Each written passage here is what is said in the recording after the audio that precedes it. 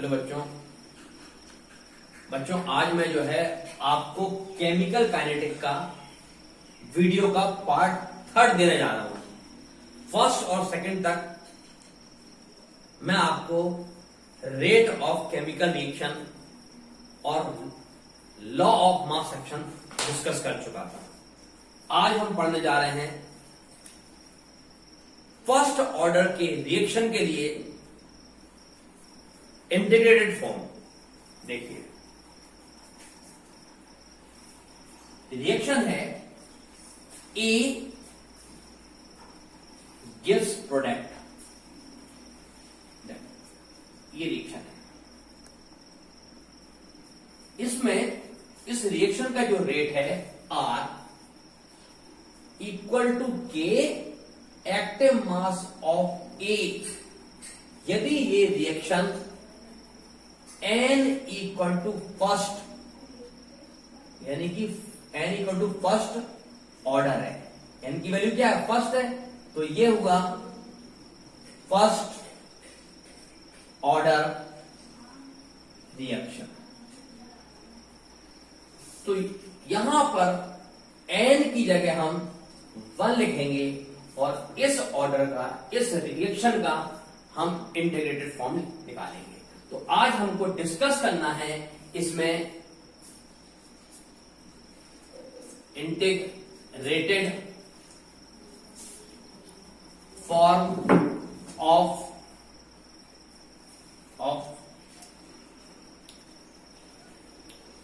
First order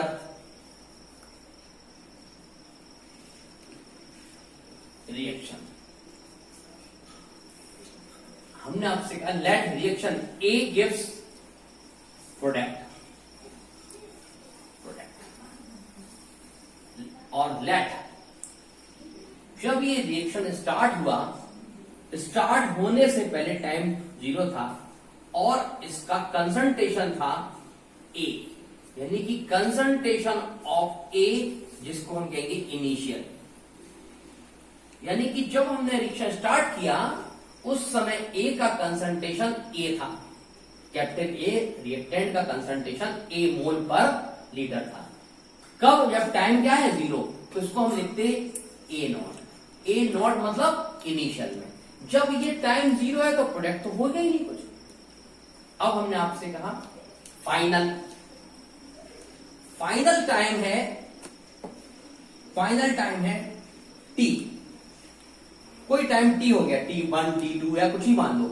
T पर इसमें से यदि 1 मोल निकलेगा तो 1 प्रोडक्ट बनेगा, 2 मोल निकलेगा तो 2 बनेगा, n निकलेगा तो n बनेगा, x निकलेगा तो x बनेगा। तो a में से x कन्वर्ट हो जाता है प्रोडक्ट में। तो a में से x निकल गया तो a का कंसंट्रेशन अब कितना हो गया टी टाइम पर, a माइनस h। तो इसका मतलब फाइनल में after T time the concentration of a remain a minus x and time is t। यानी कि इनिशियल टाइम पर a था, t समय के बाद ये हो गया a माइनस x। अब आप हमको मालूम है किसी भी रिएक्शन का R equal to K active मास यानी concentration of a power 1 for first order reaction होता है। लेकिन यदि रेट हमारा इंस्टेंटेनियस है, मतलब टी टाइम पे निकालना है, तो ये होता है change of concentration dx upon dt। Concentration कितना चेंज हो रहा, a माइनस एक्स, एक्स ही चेंज हो रहा, तो dx upon dt equal to k a की पावर 1। लेकिन ध्यान से देखिए टी टाइम पर कंसंट्रेशन जो at है वो कितना है, a माइनस एक्स। तो इसका मतलब हुआ r equal to dx upon dt equal to k, और a की जगह लिखेंगे, at की जगह लिखेंगे a माइनस एक्स। यहां पावर 1 है क्योंकि रिएक्शन हमारा क्या है, फर्स्ट ऑर्डर है, यहां 1 आएगा। तो 1 हम कुछ नहीं देखें। अब इसको इधर लाओ, इसको इधर लाओ, तो इंटीग्रेट फॉर्म में लिखना है इसको।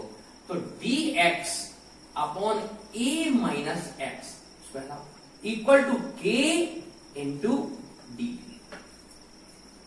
अब इंटीग्रेटिंग या इंटीग्रेटेड बोथ साइड दोनों तरफ इंटीग्रेट करते हैं, तो इधर भी इंटीग्रेट कर दिया, इधर दिया, किसमें? With respect to x, x के टर्म में करेंगे। तो 1/a - x मान लो, तो 1/x होता है log x, तो ये हो गया log x a - x। अब a का होता 0 माइनस x का 1, तो माइनस लो, equal to kt plus C, क्योंकि x में टर्म में करना है, लेकिन यहां क्या है kt, तो कांस्टेंट है c, तो log e। लेकिन जो log होता है वो बेस e होता है, इसको ln भी कहते हैं, log e।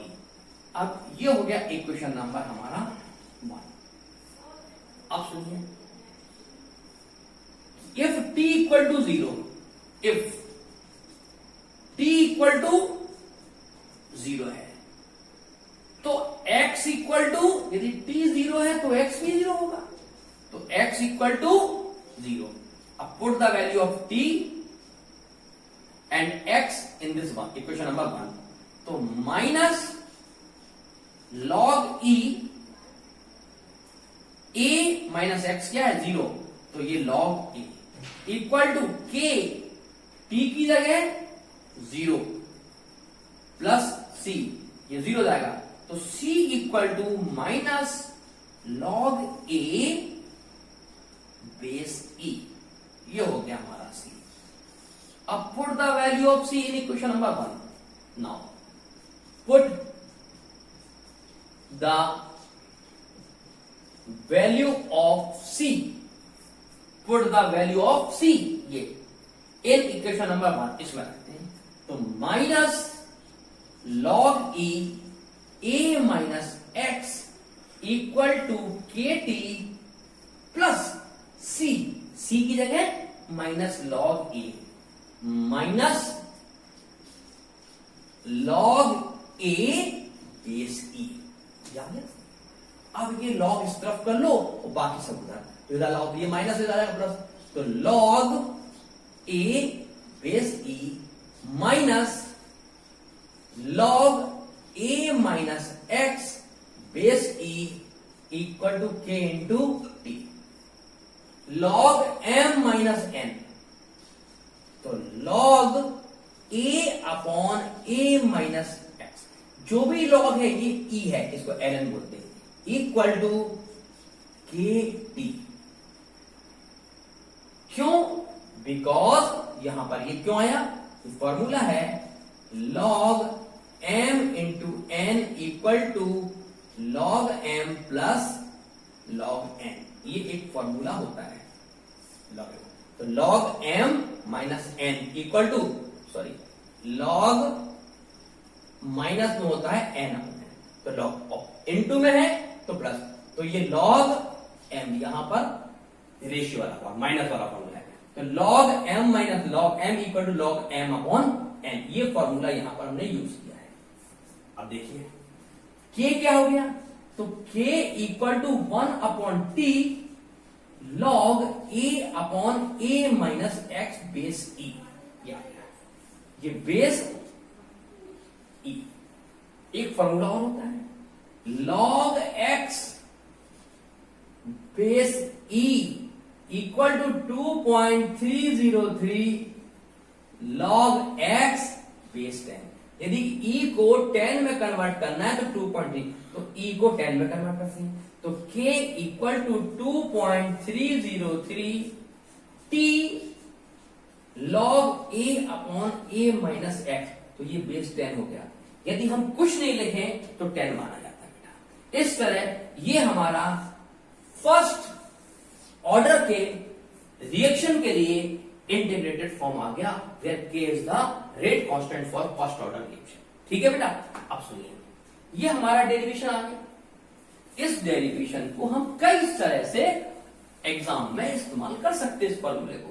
जैसे a क्या है, अब हमने आपसे कहा k equal to 2.303 t log a a क्या है यहां देखो बेटा, ये मैं ग्रीन पेन से हाईलाइट करता हूं।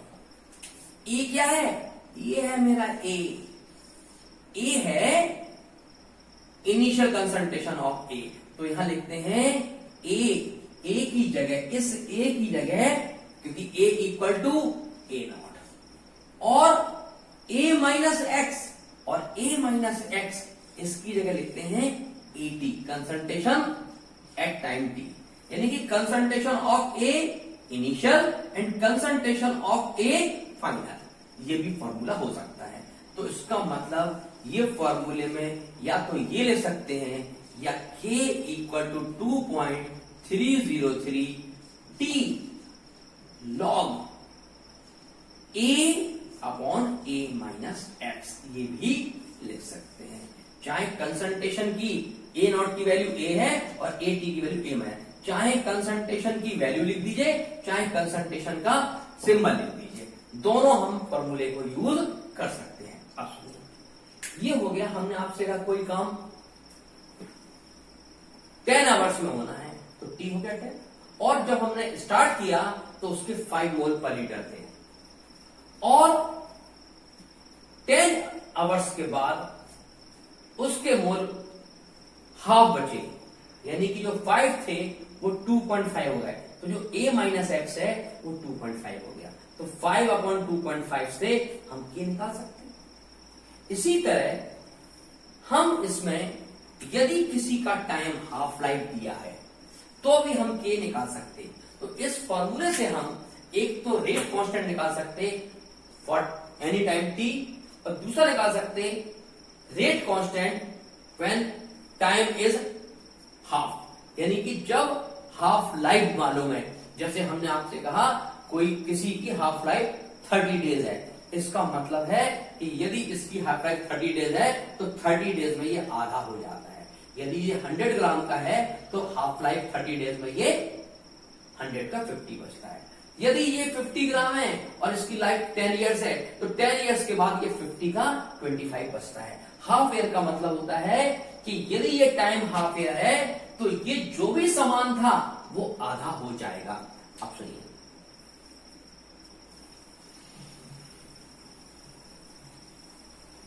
अब इसी सवाल को हम करते हैं कैलकुलेशन ऑफ हाफ लाइफ, जिसको हम टी हाफ कहेंगे सिंबल में। मैंने आपसे कहा मान लीजिए इस रिएक्शन में ये बेटा ए गिव्स प्रोडक्ट है, इसका इनिशियल कंसंट्रेशन ए है और ये टी इक्वल टू 0 है। अब यदि हम आपसे कहेंगे कि इसका जो टाइम है वो टी हाफ है, तो इसका मतलब है हाफ लाइफ है, ये हाफ लाइफ। इसका मतलब है कि ये वो समय है जब इसमें से आधा काम हो गया, आधी लाइफ है, यानी कि ए का आधा कब हो जाएगा, जब ए में से आधा निकल जाएगा। जब ए में से आधा निकल जाएगा तो क्या बचेगा, a/2। अब ये कितना हो जाएगा, यदि ये आधा निकलेगा तो ये आधा ही तो बनेगा। यदि a में से x निकाल रहे थे तो ये x बना था, a में से a/2 निकाल रहे, तो यानी कि यदि t हाफ है तो ये a/2 बनेगा और ये a/2 बचेगा। इसका मतलब है ये जो वैल्यू है ये a है, और जो t हाफ लाइफ है वो a/2 हो जाएगा। तो अब देखिए k equal to 2.303, now time is half life, तो लॉग ए नॉट कितना है बेटा, ए नॉट है ए अपॉन ए टी कितना है, ए टी है ए minus a/2 equal to a/2। इसको ऊपर ले जाएंगे तो k equal to 2.303 t half log, ये कैंसिल हो जाएगा, ऊपर आके log 2 हो जाएगा, और log 2 होता है 2.303.3010 अपॉन टी हाफ। बिकॉज क्यों ऐसा, क्योंकि log 2 की वैल्यू 0.3010 होती है।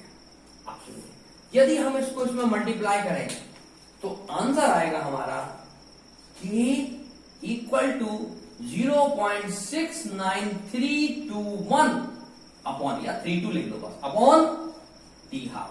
हमने पढ़ा कैलकुलेशन हाफ लाइफ, तो इसका मतलब हुआ किसी भी रिएक्शन में जो हाफ लाइफ है वो 0.6932 अपॉन उसका रेट कांस्टेंट, ये हो जाएगी।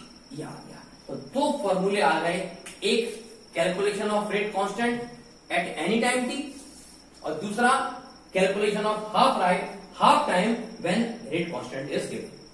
इस तरह हम किसी भी रिएक्शन का इंटीग्रेटेड फॉर्म से उसका रेट कांस्टेंट या टाइम ऑफ रिएक्शन या फिर रेट कांस्टेंट मालूम है तो उसकी हाफ लाइफ निकाल सकते हैं। इस तरह से अब हम आपको इसको एप्लीकेशन सुनाते हैं, एप्लीकेशन दिखाते हैं कैसे करते हैं।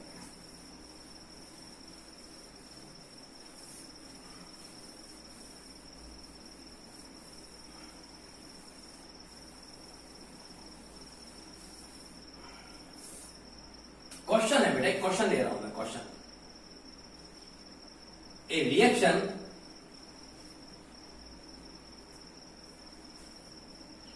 %30 complete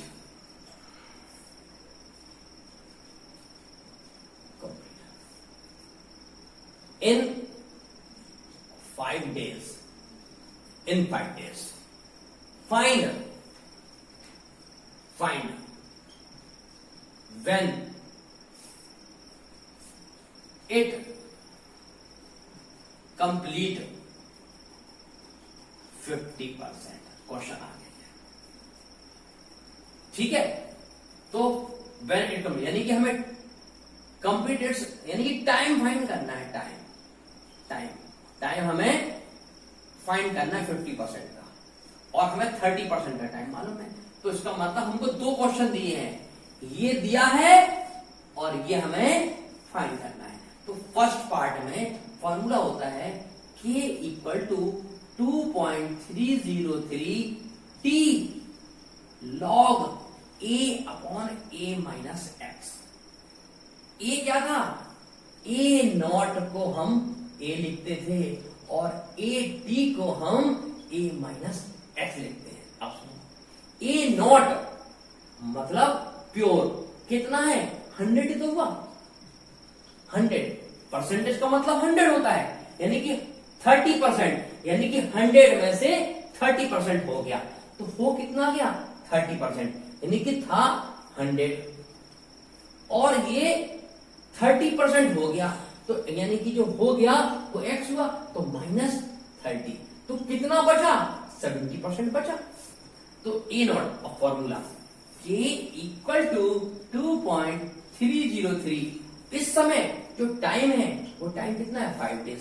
तो यहां एक चीज याद रखिएगा, 80 मिनट दिया है तो मिनट लिखना, डेज लिखा है तो डेज लिखना, ईयर लिखा है तो ईयर लिखना, अपन को चेंज करने की जरूरत नहीं है। लॉग ए, ये क्या है ए नॉट यानी कि 100 अपॉन ए माइनस एक्स, तो यानी कि 30% निकल गया, तो बचा कितना ए माइनस एक्स 70%। ये हमारा क्या आ गया इक्वेशन नंबर 1। अब लेकिन हमें निकालना क्या है, कंप्लीट द टाइम 50%।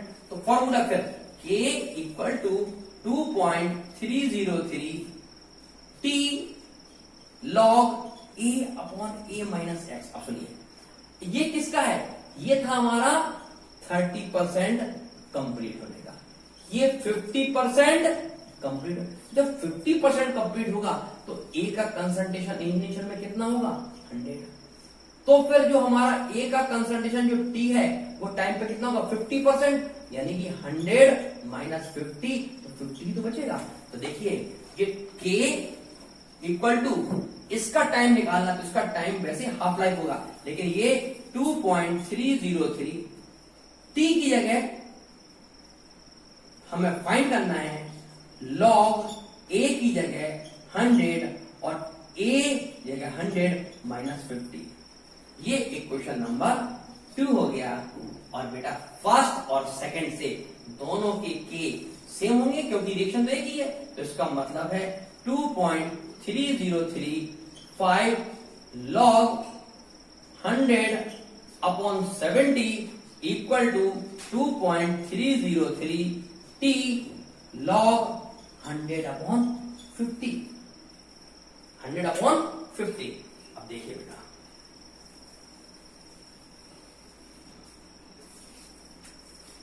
यहां पर ये 2.3 से 2.3 कैंसिल, ये t निकालना है। यदि या भी ऐसा करो, भी कैसे एक चीज और बता देते हैं आपको। 2.3035 log 100/70 equal to 2.303 t log 100 को सॉल्व करोगे 2 आएगा, तो ये log 2 हो जाएगा। और log 2 की वैल्यू 2.303 t log 2 की वैल्यू होती है 0.3010, और इसको यदि हम सॉल्व करते थे और इसको कहलाते थे टी हाफ। क्या कहते थे? T half. तो ये सॉल्व करेंगे 0.69321 टी हाफ, और ये 2.3035 log 100/70। आप सुनिए, ये तो हम ड्राइव कर ही चुके थे। ये हमको इतना जो हमने लंबा ड्राइव किया वो ना लिख के हम सीधा भी लिख सकते थे, क्योंकि 50% का के जो होता है वो 0.693 टी हाफ होता है। तो हम इस सवाल को डायरेक्ट इतना लंबा ना करके, क्योंकि यहाँ 2 क्या वही आ गया कि नहीं, तो सीधा हम हाफ लाइफ भी ले सकते हैं। तो ये इक्वल टू, अब इस हाफ लाइफ के लिए हम चाहें तो इतना लंबा फॉर्मूला, ये वाला फॉर्मूला ना लिख के सीधा के इक्वल टू 0.6932 टी हाफ। अब ये किए तो अपन को सब मालूम है, तो 50% के लिए ये फॉर्मूला लग गया, तो यहाँ 0.7 टी हाफ हो गया, और टी हाफ हमें फाइंड करना है। तो टी हाफ इक्वल टू, इसको सॉल्व किया कैसे, टी हाफ इधर आ गया 0.6932 ये 5 इंटू 5 ऊपर और 2.303 नीचे इंटू log 100/70, और पूरा सॉल्व कर दो तो ये हमारा टी हाफ आ जाएगा। इस तरह ये आज हमारा केमिकल काइनेटिक का रेट इक्वेशन कौन सा, इंटीग्रेटेड फॉर्म में हमने ड्राइव किया है। तो आज इंटीग्रेटेड फॉर्म हो गया, और ये एक अपना बहुत बड़ा, आपको मैं बता दूं हमारे एनसीईआरटी में जो न्यूमेरिकल प्रॉब्लम दी है 50% से ज्यादा प्रॉब्लम केवल इसी फॉर्मूले पर बेस्ड आएगी। तो ठीक है बेटा, आप हमारा वीडियो देखिए और ये प्रॉब्लम को कीजिए। यदि अच्छी लगे तो सब्सक्राइब कीजिए, अपने दोस्तों को सब्सक्राइब कराइए और लाइक करिए, और वॉच जरूर करिए बेटा। यदि आप देखेंगे नहीं तो आपको मजा नहीं आएगा, जब आप देखेंगे तो आपको मजा आएगा, आपको फायदा होगा, तो आपका इंटरेस्ट क्रिएट होगा, आप उसको सब्सक्राइब तभी करेंगे, तभी लाइक करेंगे। तो एक बार उसको वॉच करें, उसके बाद आप अपने आप सब कुछ, मुझे उम्मीद है जो हम चाहते हैं वो करेंगे। Thank you.